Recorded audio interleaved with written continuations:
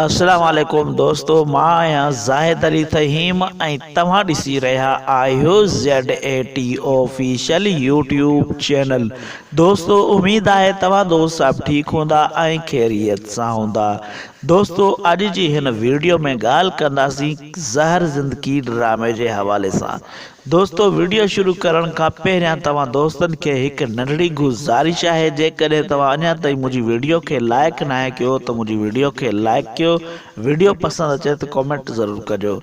जी दोस्तों, ज़हर ज़िंदगी ड्रामे की किस्त नंबर 98 तव्हां ॾिठी हूंदी त हिन में छा थियो।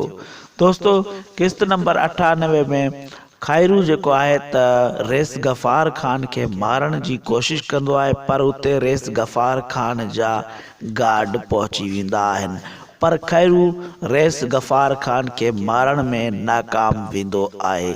दोस्तों, ही सॼी चाल आहे ओठे जी जेकी ही हलाए रहियो आहे त इस्तेमाल करे रहियो आहे खैरूअ खे, जीअं गफ़ार ख़ान के मारियो वञे ऐं मुंहिंजो प्लान पूरो थी वञे।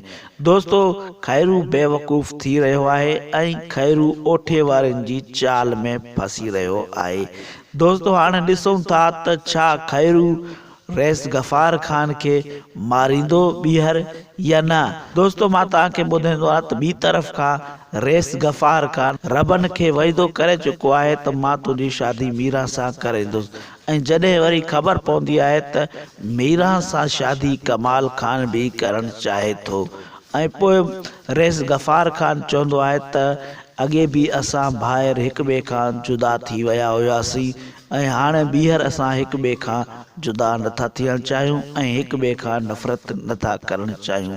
ऐं कमाल ख़ान खे चवंदो आहे रेस गफ़ार ख़ान, जेकॾहिं तोसां मीरा राज़ी थींदी आहे त मां तुंहिंजी शादी मीरा सां कराईंदुसि, ऐं 2 महीननि जो उनखे टाइम ॾेई छॾींदो आहे। 2 महीननि में तूं मीरा खे राज़ी कर, मां तुंहिंजी शादी मीरा सां कराईंदुसि। ऐं ॿी तरफ़ खां रबन खे वाइदो भी करे चुको आहे त मां तुंहिंजी शादी तमामु जल्द मीरा सां कराईंदुसि। दोस्तों, हाणे ॾिसूं था त कमाल ख़ान जी शादी मीरा सां थींदी या वरी रबन सां थींदी, इहो तमामु जल्द ॾिसंदासीं। दोस्तों, मां तव्हांखे ॿुधाईंदो आहियां त किस्त नंबर 99 में जेकी हाणे हलंदी उन में छा थींदो। दोस्तों, किस्त नंबर 99 में रबन चवंदो त मां हाणे मीरा खे भॼाए कोर्ट में वञी शादी कंदुसि। दोस्तों, ॾिसंदासीं हाणे किस्त नंबर 99 में अॻियां छा थो थिए। छा रबन सां मीरा शादी करे थी या वरी कमाल ख़ान सां शादी करण जे लाइ राज़ी थिए थी, इहो हाणे अचण वारी किस्तनि में ॾिसंदासीं। दोस्तों, उम्मीद कयां थो तव्हां दोस्तनि खे ही वीडियो पसंदि आई हूंदी। जेकॾहिं तव्हां दोस्तनि खे ही वीडियो पसंदि आई आहे त मुंहिंजी वीडियो खे लाइक कंदा, कमेंट कंदा। महिरबानी दोस्तों, अल्लाह पाक तव्हां दोस्तनि खे ख़ुशि रखे, सलामत रखे।